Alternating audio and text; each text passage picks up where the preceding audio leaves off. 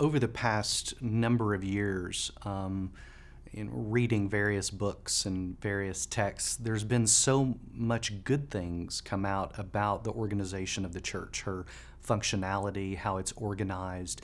We love helpful organizational charts that put her leaders and elders and deacons into properly assigned roles, and her congregation and her members into proper duties within the church and serving within the church.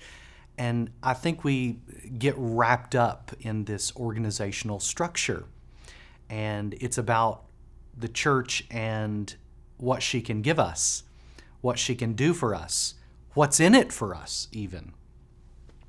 But I've come to realize that I very rarely ask the question, do I love her? Not for what she can do for me, not for what she gives me, not for what she even or how she ministers to my family, but do I love the bride for which Christ died?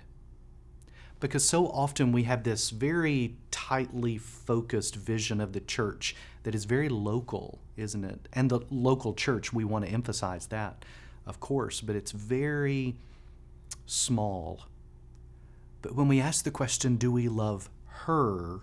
Doesn't that expand our vision about the world in the invisible church, that I'm loving people and I'm loving the body of Christ in Africa and Asia and the Middle East and in caves and house churches and meeting in secret and churches in Europe and churches in Antarctica and South America and the mountains and all around the world, because I'm loving her, the very body that Christ died for. And so it's that larger vision coming out of those structures, coming out of that organization, coming out of that kind of mundane ABC outline of what the church should be, and loving her for just who she is, and having the same lens to view her through which Christ views her, which is his lovely bride. And so I think this book came out of a conviction that I was too involved in functionality of the church rather than loving who the church is. Because I can get so, I get so disappointed sometimes. She's so ugly and she's got mud splattered all over her dress.